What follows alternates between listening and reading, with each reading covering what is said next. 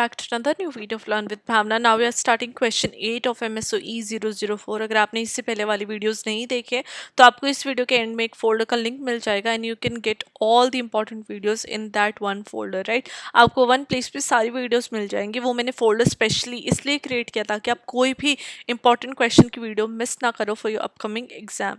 Now starting with question 8, हमें बात करनी है different approaches towards solving the problems of slum in India. Slums काफ़ी ज़्यादा हैं इंडिया में, as you know 8% of people live in slum areas and 25% of urban population live in slums in India, right? तो जो problems हैं different problems with in slums, उसकी हमें बात करनी है कि क्या हम अप्रोचेस ला सकते हैं ताकि वो प्रॉब्लम स्लम्स की हम इंडिया के अंदर सॉल्व कर सकें। ना फर्स्ट, जब भी आप कोई भी आंसर स्टार्ट करते हो आपका first paragraph will always with introduction. अगर आपने इंपॉर्टेंट टिप्स वाली वीडियो नहीं देखी है तो वो वाली वीडियो आप ज़रूर चेकआउट कर लेना, क्योंकि आपको पता चल जाएगा कि आपको अपना जो आंसर है वो कैसे क्यूरेट करना है and how do you have to write your answer ताकि आप बेटर स्कोर कर पाओ इन योर एग्जाम। ना जो स्लम्स है इंडिया के अंदर वो इंडिया की जो सोशो इकोनॉमिक डिफरेंसेस है उसको शो करते हैं, जो कि आया है through rapid urbanisation, rural urban migration और इनएडिक्वेट अर्बन प्लानिंग। अब ये जितने भी कैरेक्टरिस्टिक्स हैं वो overcrowding, poor sanitation, lack of infrastructure और वल्नरेबिलिटी टू द एक्सप्लॉयटेशन के थ्रू ये जो कैरेक्टरिस्टिक्स है स्लम्स के वो हमें देखने को मिलते हैं। तो इस प्रॉब्लम को एड्रेस करना बहुत ज़्यादा इंपॉर्टेंट हो जाता है स्लम्स की, ताकि एक सोशियोलॉजिकल अप्रोच लाई जाए जो कि कंसिडर करे स्ट्रक्चरल, फंक्शनल और humanistic dimensions of the slums. तो फर्स्ट हमारी आ जाएगी स्ट्रक्चरल अप्रोच।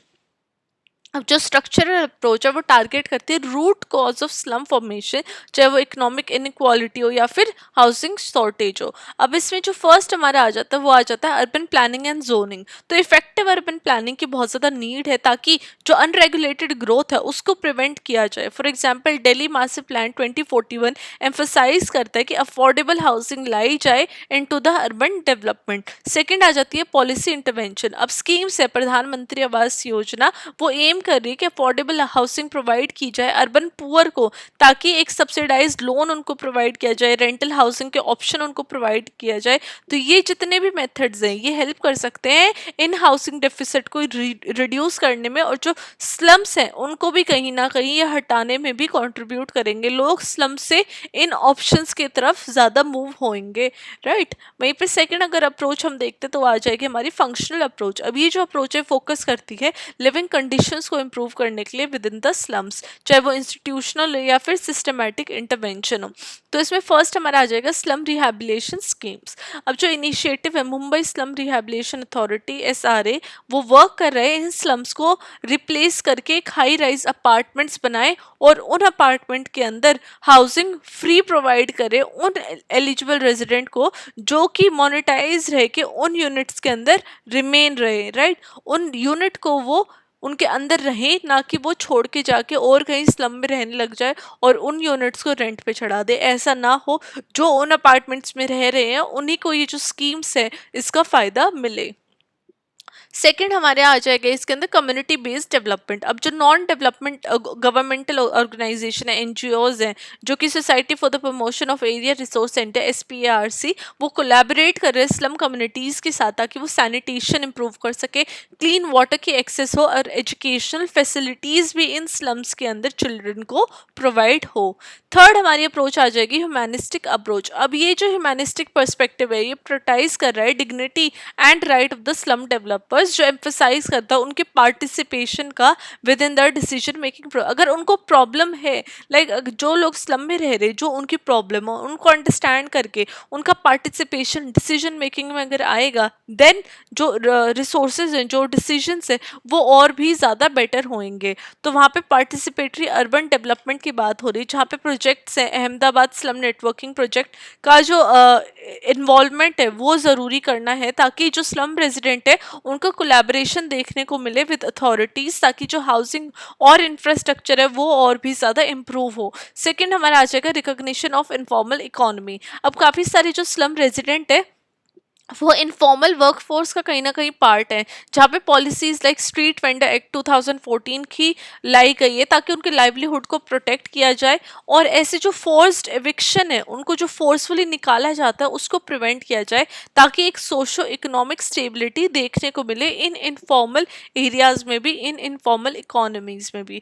फोर्थ हमारा आ जाता है सोशोलॉजिकल इंटरवेंशन। अब जो सोशोलॉजिस्ट हैं उन्होंने टूल्स निकाले रिसर्च, एडवोकेसी और अवेयरनेस जैसे, जिससे वो कैंपेन्स के थ्रू इन स्लम्स इश्यूज को टैकल कर सके। तो फर्स्ट उसमें देखने को मिलता है social service and data collection. अब जो स्लम्स है अगर हम उनको मैप करते हैं और उनके सोशो इकोनॉमिक डायनामिक्स को अंडरस्टैंड करेंगे तो हम उनकी जो टारगेटेड इंटरवेंशन है उनको अंडरस्टैंड करने में और भी ज़्यादा हेल्प होगी। फॉर एग्जाम्पल जब हम सेंसस की बात करते हैं इंडिया के अंदर, तो स्लम डेटा भी उसमें इंक्लूड होता है, ताकि पॉलिसी मेकर्स को इन्फॉर्म किया जाए कि कितने जो लोग हैं वहाँ पे रह रहे हैं, क्या उनका एजुकेशन बैकग्राउंड है, क्या उनकी एज है, कितने चिल्ड्रन है, क्या उनकी प्रॉब्लम्स है, राइट। तो उसको अंडरस्टैंड किया जा सकता है। सेकंड आ जाता है बिहेवियरल चेंज कैंपेन्स। अब जो प्रोग्राम है स्वच्छ भारत अभियान हो गया, इसमें इम्प्रूव होनी चाहिए सैनिटेशन और हाइजीन स्लम एरियाज के अंदर भी, ताकि ऐसी जो अवेयरनेस है वो उनको ड्राइव करे और इंफ्रास्ट्रक्चर डेवलपमेंट भी स्लम एरियाज के अंदर देखने को मिले। फिफ्थ हमारी आ जाती है grass root movements and empowerment. अब जितने भी ग्रास रूट मूवमेंट्स है वो एडवोकेट करते हैं इक्विटेबल सॉल्यूशंस के लिए और एम्पावर करती है स्लम कम्युनिटीज़ को। फर्स्ट हमारा आ जाएगा केस स्टडीज ऑफ धारावाई रीडेवलपमेंट। अब मुंबई की जो धारावाई है वो ग्रास रूट ऑर्गेनाइजेशन रजिस्ट करते टॉप डाउन रीडेवलपमेंट प्लान में, जो कि इंश्योर करता है कि जो इस धारावाई इस स्लम के जितने भी रेजिडेंट हैं उनकी जो सोशो इकोनॉमिक नीड्स हैं उनको प्रायोरिटाइज करके उनको हेल्प करें और उनकी सोशो इकोनॉमिक नीड्स मीट हों। वहीं पे सेकंड हमारा आता है सेल्फ हेल्प ग्रुप्स SHGs।